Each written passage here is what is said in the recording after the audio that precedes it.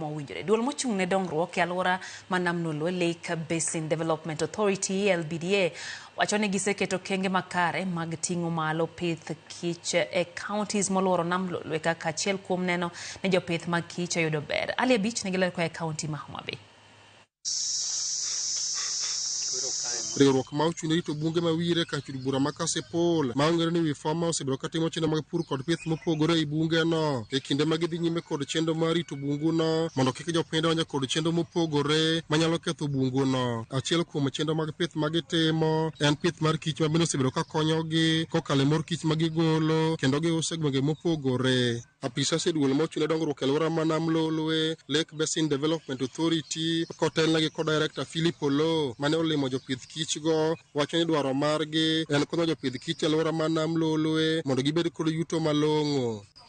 Bad dongruok mar yien gi bende kendo tudore kod gik moko machielo.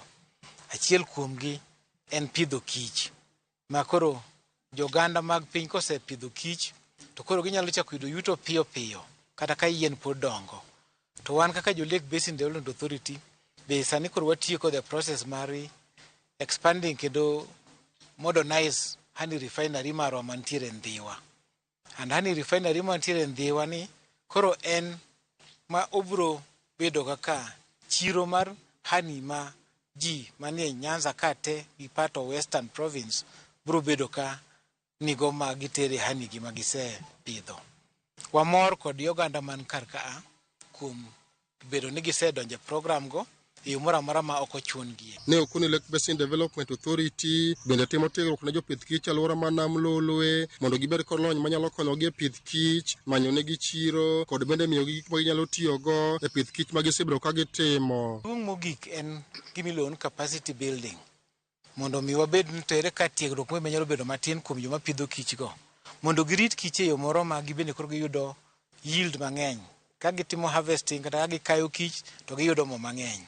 Like for example, ka ayudo average margin about 7 kilograms per hives to tiegruok aina ni koro nego bed ni watimo yo ma gibro yudo ka gichopo kiwango ma koro ginyalo yudo kilograms 15 per hive ma gitiyogo.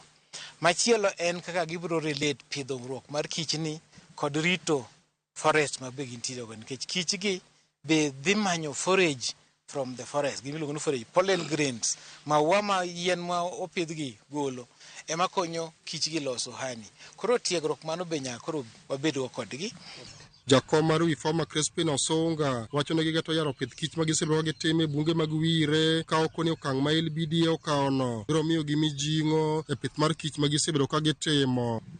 Dhi kelonwa konyruok mang'eny especially kuom addressing kuonde ma wantiere kod rem kata gaps machalo koka capacity building mag farmers. Gisani wan gi hives 1,200 mantiere e wire forest ka to lengo marwa maduong' mondo wabed gi beehives 10,000 mantiere within the 5 kilometer radius mar wire forest. Wagoero kamano ne Lake Basin mokelonwa refinery mobedo station at Ndhiwa. Ubiro mondo ne projects ma Wifama osebedo katimo e wire ka kendo adiera manitie en ni tich ma Wifama osetimo osekelo lokruok mang'eny kabisa e area ni.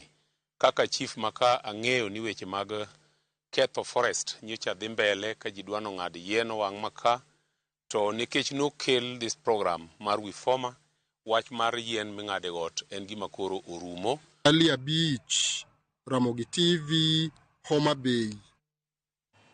Gikone to jodak e gweng' mar Amula e kar chung'od bura ma Game mochwalo ng'ur margi